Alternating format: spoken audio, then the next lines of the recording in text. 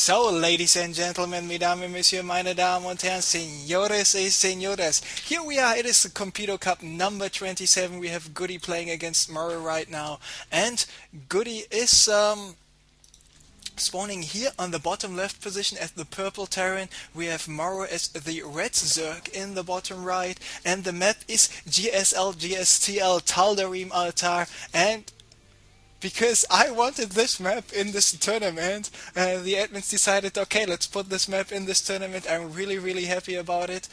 And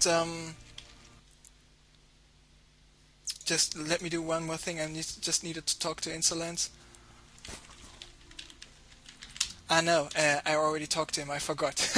Never mind. And so this is Tal'Darim Altar. Tal'Darim Altar was played in the GMSL Team League. So let me give you a small walkthrough. So it's the first time I cast on this map, so I will be able to make some mistakes. I apologize already for that. But let me tell you what's going on here. So we got this natural expansion. This natural expansion is accessible only by this one entrance here via ground. Of course, you can hop up with some Reapers or siege up with some siege tanks here on the low ground.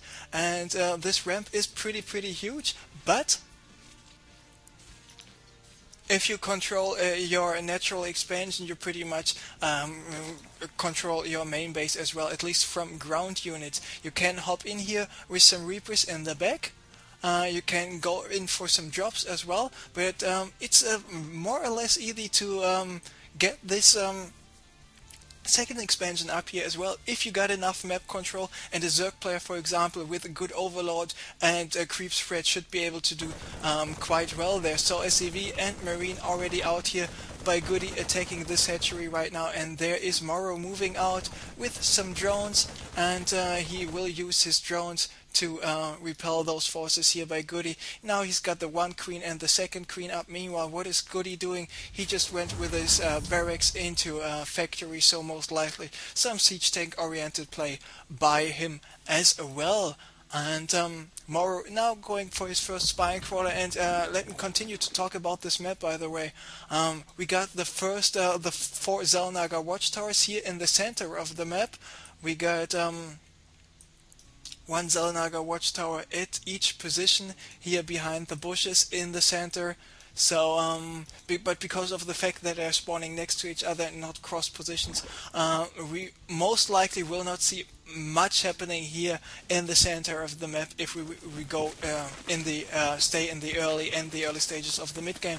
This might be a different thing in the late game, but not for the moment. So Spine Crawler just finished. It will get rearranged right now, and GoOdy just finished with his starport. Here it is, going for the first Hellion right now. And once again, for those of you who just tuned in, what map is this? Is this Krulla's Ravine? Is this Steps of War? Is this Lost Temple?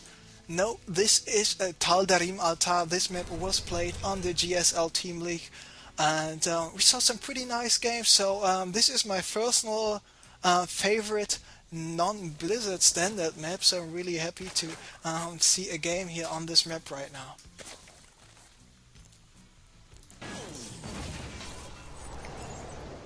So we see MorroW continuing droning up. Meanwhile, GoOdy still stays on one base. He is now moving out with impressive force here that early in the game. It looks like he wants to elevate some units up here, but MorroW, the smart player, he is already got some Hellions, some Overlords here at this area, so he knows when the Medirex will be able to bring up some units there. And indeed we see 7 Marines and an SCV. MorroW is moving back with his Overlord. He needs to arrange his Zerglings, and he does he have enough Zerglings out? He's got 2 Zerglings, 4 Zerglings out. Now the Zergling speed just kicked in, and more Zerglings out in total, and he will have 12 Zerglings. He needs to get more Zerglings, and now he just got more lava popping up, and he got 60 more Zerglings and another queen in production. So he's doing everything to get as much units as possible. This Hellion still got no blue flame. No blue flame is being researched even, but with those Hellions, MorroW might be in a lot of trouble. He needs to wait for his more Zergling reinforcements. Now he's got more Zerglings. Now he's moving in, getting a nice arc here on all those units. GoOdy most likely will be forced to lift up all the units, and MorroW doing a good job by just being patient, waiting. He sacrificed drones. He was not too over eager for an attack, and he just waited long enough, and by waiting long enough he had enough Zerglings out to crush this attack, even though I think he should have lifted up 2 or 3 Hellions as shortly before this attack was over, so he would just save them, because beside from one queen, MorroW did not really have much anti-air left. So GoOdy still on one base. There we see one Banshee is being produced by GoOdy. Does he have another Banshee out somewhere else? No, he does not. It's just only the first Banshee, and some Zerglings moving out, and Zerglings by MorroW actually able to get in the base. This was not a complete roll-off here, so the Zerglings actually, even though their aura will go down without actually killing a single unit, MorroW knows exactly what's going on. He knows that this command center just finished, and he even managed to get out there with 2 more Zerglings. So GoOdy doing a big mistake, but then as soon as the Zerglings were out, GoOdy cancelled the 2 buildings he was producing here and going for another factory. So once again he will go mech heavy. I will not be surprised if we will see an armory in the mix there as well, because MorroW's Spire is already finished. He got 7 mutas en route, going for the +1 for the Zerglings, and started just the +1 for the mutas as well, getting a second expansion here in the bottom right area. And here are the mutas, so let's follow those mutas around a little bit and see how much damage they will be able to do.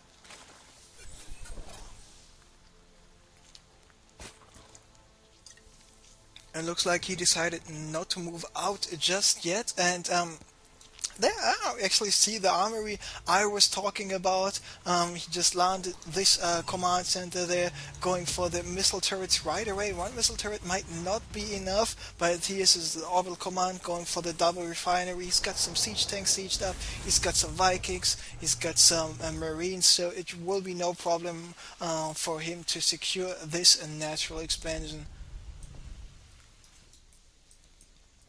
And here are the mutas by MorroW now moving in. Let's see how much damage will they be able to do.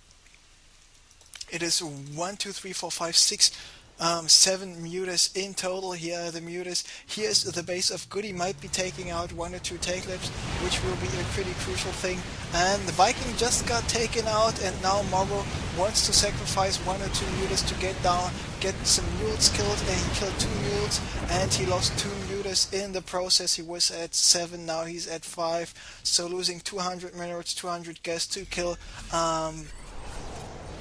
some mules, and those mules probably had a additional mining of 200 or 300 minutes left in total. Not so sure if it was the right decision, but in terms of macro, MorroW is by far ahead. He is 16 drones ahead, 16 harvesters in total. He is about 20 supply ahead, and even going for another expansion. And this is Taldarimata. This is the power of macro, because it doesn't matter if you spawn in cross positions, close positions, whatever, you always have more spots to expand. And if you're doing a good job with your creep spread, with your overlord spread, there we see MorroW is now spreading his overlords everywhere. You know exactly what's going on. You will have more time to react against possible drops. So he did quite a nice job there. So MorroW trying once again not to go for the natural expansion, because there's Marines, Thors, and everything else waiting. Now this Thor just popped out here of this factory. Second Thor coming in, and Scouting Mutalist gets taken out, so not the best attack here by GoOdy, the Thor. And now more Marines and another missile turret waiting, and MorroW just losing a couple of mutas here, because we take a look at the units lost. We see MorroW is behind 500 resources, and let's take a look at the minimap. Do you see all those small red dots here? Everywhere is an overlord. So, and everywhere is an overlord spreading the creep actually. So he knows what's going on absolutely every expansion on the whole map. So he knows GoOdy is on 2 bases. So no need to attack for him, because he just can macro up. But one important thing if you're macroing up is a Zerg. Don't make only drones and have like a best economy in the world, best even better than the New York Stock Exchange before the internet bubble burst. you need to have a constant unit production, and this is actually what MorroW is doing, having 40 Zerglings, 17 Banelings, 22 Mutas, and now he just needs more and more forces. 7 more Mutas just popped out, and he's got the burrowed Banelings everywhere. Once again, here's a Thor being brought in by GoOdy, and MorroW is in a lot of trouble in his natural expansion. The Thor was dropped here on the high ground. What is MorroW doing? He's just running past those units. Maybe he wants to go for an attack from behind, or he just wants to go for the counter attack here at the base of GoOdy, and indeed a counter attack it will be. And what does GoOdy do? Because the units of MorroW are so mobile, and GoOdy decides to go for an attack himself as well. So the natural expansion most likely pretty soon will get taken out, and yes, all those Banelings just ripping apart those remaining SCVs at the natural. More Banelings and Zerglings rolling in at the main. Meanwhile, GoOdy took out the natural expansion here of MorroW. He got another orbital command up here at the 7 o'clock expansion, and the forces of GoOdy keep on moving forward here to this main base of MorroW, where all the tech buildings are, the infestation pit, the roach rod, the spire. Meanwhile, MorroW still got those 2 expansions up and running. Got here another hatchery just finished at the top right. Meanwhile, where are the remaining Zerglings? Only 2 more Zerglings left here at the natural, and there are the remaining forces of MorroW just came in at the main, clearing out the remaining forces of GoOdy. So much action going on here actually on this map, so I'm a little bit confused right now. 4 more Blue Flame Hellions of GoOdy moving in. Still remember, we have some burrowed Banelings there, and burrowed Banelings just unburrowing, taking out an additional Hellion, and the remaining Mutas and Zerglings repelling the forces of GoOdy. GoOdy realizing, okay, that's about it, and he GG's out of the game. So MorroW making use of this map, macroing like a crazy person, and this this Terran 2 base and just go for a timing attack play does not really work out so well on huge maps like Tardarim Altar. So MorroW doing a good job making use of this new map, being up 1-0 here in the quarterfinals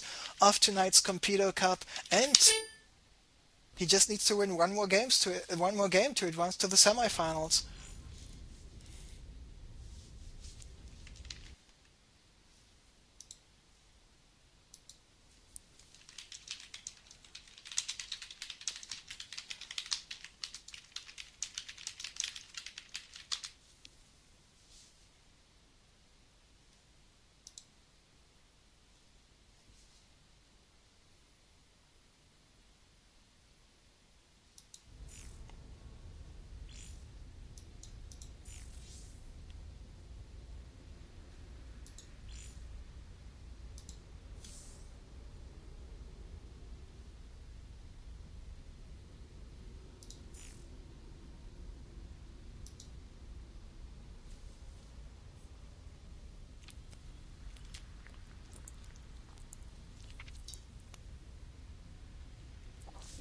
And yeah, I know I missed the fight when the forces of GoOdy were just obliterated by the remaining Zerglings, Banelings, and Mutas in MorroW's main base. I'm sorry, forgive me. From time to time, this just happens. By the way, let me restart the VOD for the next game, and then we can get going.